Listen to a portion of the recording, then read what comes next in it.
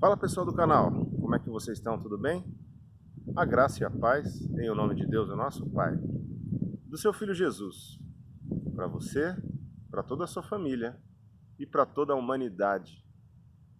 Daniel Meirelles, aqui para a gente dar continuidade ao nosso estudo referente ao homossexualismo. Ele é um estudo bastante delicado, bastante importante de nós falarmos, e é um tema que nós devemos sim colocar em pauta, entender a vontade de Deus nas nossas vidas, e aí depois que nós entendermos perfeitamente a vontade de Deus em nossas vidas, nós devemos dar uma resposta para Deus. Aqui nesta série de vídeos, eu não estou falando referente a opiniões pessoais. Tanto a minha opinião quanto a sua opinião são coisas importantes. Porém, a posição de Deus referente a determinado tema é o que importa, na verdade, porque é Ele quem vai julgar a mim e a você. Então nós devemos sim entender o posicionamento de Deus, não apenas referente ao homossexualismo, mas referente a todas as questões em que vivemos.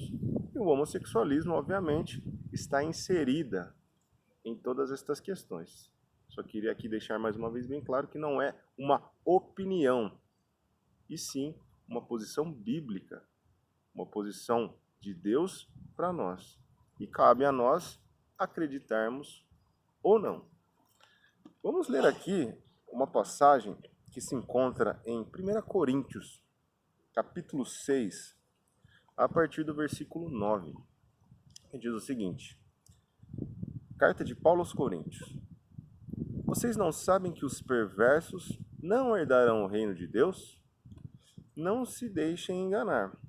Nem imorais, nem idólatras, nem adúlteros, nem homossexuais passivos ou ativos, nem ladrões, nem avarentos, nem alcoólatras, nem caluniadores, nem trapaceiros herdarão o reino de Deus. Assim foram alguns de vocês, mas vocês foram lavados, foram santificados, foram justificados no nome do Senhor Jesus Cristo e no Espírito de nosso Deus. Versículo 12. Uma passagem muito conhecida essa aqui, ó. Tudo me é permitido, mas nem tudo convém. Tudo me é permitido, mas não deixarei que nada me domine. Os alimentos foram feitos para o estômago, e o estômago para os alimentos, mas Deus destruirá ambos. O corpo, porém, não é para a imoralidade, mas para o Senhor, e o Senhor para o corpo. Por seu poder, Deus ressuscitou o Senhor e também nos ressuscitará. Vocês não sabem que os seus corpos são membros de Cristo? Tomarei eu os membros de Cristo e os unirei a uma prostituta? De maneira nenhuma. Vocês não sabem que aquele que se une a uma prostituta é um corpo com ela? Pois como está escrito, os dois serão uma só carne. Mas aquele que se une ao Senhor é um espírito com ele. Fujam da imoralidade sexual. Todos os outros pecados que alguém comete fora do corpo os comete. Mas quem peca sexualmente peca contra o seu próprio corpo. Acaso não sabem que o corpo de vocês é santuário do Espírito Santo que habita em vocês, que lhes foi dado por Deus, e que vocês não são de si mesmos? Vocês foram comprados por alto preço, portanto glorifiquem a Deus com o seu próprio corpo. O nosso corpo foi feito para glorificar a Deus. Mas aqui a carta de Paulo é para a igreja em Corinto.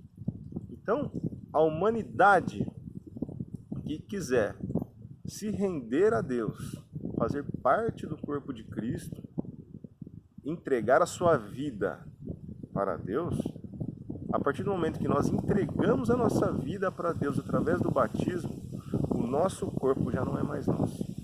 Nós não temos mais nenhuma autoridade sobre o nosso corpo.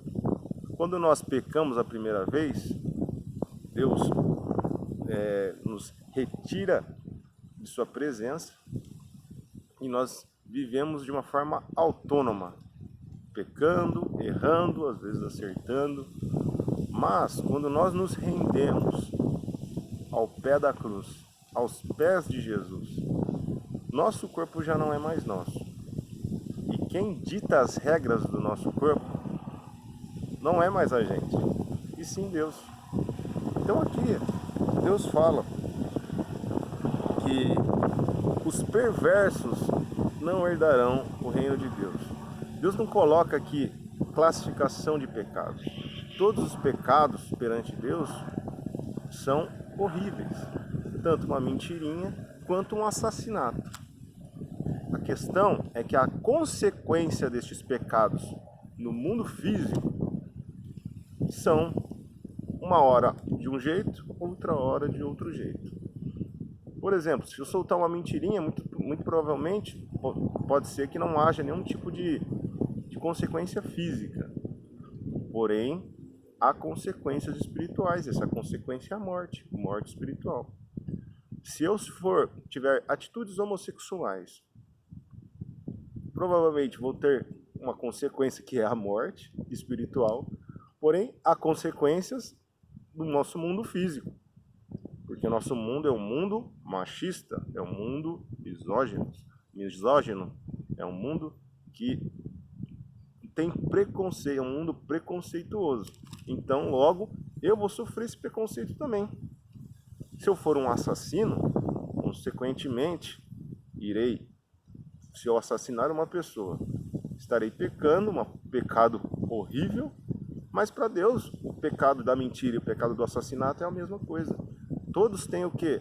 A mesma consequência espiritual, que é o quê? A morte espiritual. Somos dignos do inferno. Porém, consequências físicas, obviamente, que um assassinato tem muito mais consequências físicas do que uma mentirinha. Mas para Deus, todos esses pecados são repugnantes.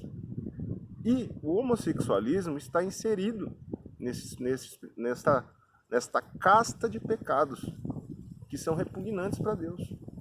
Da mesma forma, uma pessoa que é mulherenga, um homem mulherengo que gosta de várias mulheres, se envolve com várias mulheres, Deus também se prostitui com mulheres. Então, para Deus, a consequência espiritual é a mesma, que é o quê? É o inferno, é a condenação eterna. Porém, no mundo físico, há consequências diferentes para cada pecado. E aqui fala no versículo 9: não se deixe enganar, nem imorais, nem idólatras, nem adúlteros, nem homossexuais, passivos ou ativos, nem ladrões, nem avarentos, nem alcoólatras, nem caluniadores, nem homossexuais passivos ou ativos. Olha só, aqui ele coloca muitos pecados. Se a gente colocar isso em pauta nas nossas vidas, a gente vai pensar, ninguém vai ser salvo. Mas é justamente para isso que está escrito isso aí. A nossa salvação não está baseada no que a gente faz ou deixa de fazer. Está baseada no quê? Nos méritos de Cristo. Aliás, o que a gente tem que fazer, primeiramente, é entender que nós não damos conta dos nossos pecados e nós precisamos de um Salvador. E este Salvador é Jesus Cristo. Quando nós entregamos a nossa vida ao Senhor, nós compramos a batalha que o Senhor comprou conosco, que é o que? É uma batalha contra o pecado. Então, se eu entreguei a vida para Deus, eu automaticamente comprei essa briga também contra o pecado, contra as coisas que são desagradáveis a Deus. Então, se eu e você entregamos a nossa vida para Deus através do batismo, nós nos revestimos de Cristo, nós nos revestimos do Espírito Santo do Senhor, ele vem e nos sela como propriedade de Deus. Sendo propriedade de Deus, as regras não são mais nossas, e sim, as regras são do Senhor. Então, se você tem práticas homossexuais, mas quer servir na igreja de Deus, quer ser um membro da igreja de Cristo, as portas estão abertas para você. Com certeza, estamos aqui para te ajudar. Bem, a partir do momento que você entrega a sua vida para Deus, você sela um compromisso com o Senhor e você tem que batalhar contra esse pecado. O homossexual não tem diferença nenhuma com um ser humano. Não tem. São simplesmente preferências. Você não vê nenhum bebê, você não consegue. Quando o bebê nasce, a gente não consegue discernir se é homossexual ou não. Absolutamente. Por quê? Porque ele nasce puro, ele nasce santo. Não tem como a gente verificar isso aí. A partir do momento que a pessoa ela vai crescendo, ela vai gostando de uma cor, de outra, vai tendo as suas preferências. E a partir do momento que ela tem preferências por relacionamentos homoafetivos, ela escolheu isso aí. É uma escolha, é uma preferência, ela não nasce com isso. Da mesma forma que eu gosto de azul, outra pessoa gosta de verde, pessoas gostam de pessoas do mesmo sexo, pessoas gostam de pessoas do sexo oposto. Não tem diferença. Não tem diferença. A única coisa é que Deus abomina isso aí. Se Deus não abominasse, se Deus não colocasse isso como uma impureza, como um depravamento, e é Deus quem está falando, não sou eu. Se Deus não colocasse, não teria problema nenhum. A questão é o seguinte: nós vivemos num mundo que é preconceituoso. O mundo ele é preconceituoso. A igreja não pode ser. A igreja do Senhor é uma igreja acolhedora. A igreja de Cristo é uma igreja acolhedora. A questão é o seguinte: por conta do mundo, que é um mundo que vocês já conhecem como é, por conta disso, muitas vezes o homossexual que quer ser acolhido, ele acha que a igreja tem a mesma atitude do mundo. E é totalmente inverso. A igreja vai na contramão do mundo.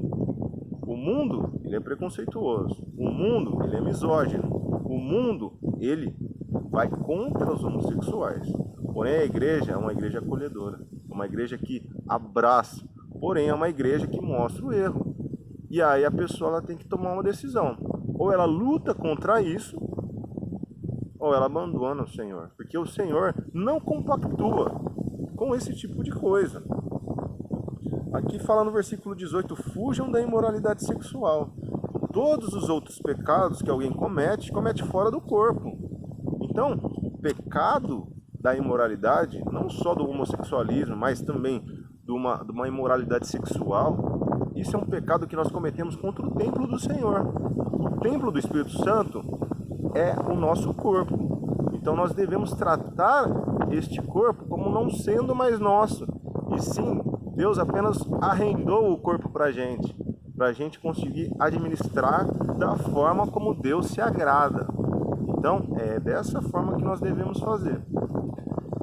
Vou tentar fazer mais um vídeo referente a esse tema. É um tema delicado, mas é um tema necessário para que a gente possa entender a vontade de Deus. Se você gostou desse vídeo, você compartilha com a sua vida, compartilha com uma pessoa que às vezes queira lutar contra isso. Como eu falei, não há problema nenhum em ser homossexual. Porém, Deus não se agrada disso. Então, a partir do momento que Deus não se agrada, aí sim o problema surge. Porém, socialmente, não deveria ter problema. Porém, o mundo ele é preconceituoso. E muitas vezes as pessoas acham que a igreja também é. Tem igrejas que são, mas não deveriam ser. A igreja ela é acolhedora. Assim como Cristo foi e é. Cristo é acolhedor. E nós também devemos ser. Porém, nós devemos sim lutar contra o pecado, mostrar o erro e tentar acabar com o pecado dentro das nossas vidas. Porque Deus se desagrada disso. E nós não queremos desagradar a Deus. Tá bom? Então Deus abençoe muito a sua vida. Tamo junto aí. E faremos mais um vídeo referente a isso. Deus abençoe. Tamo junto. Valeu!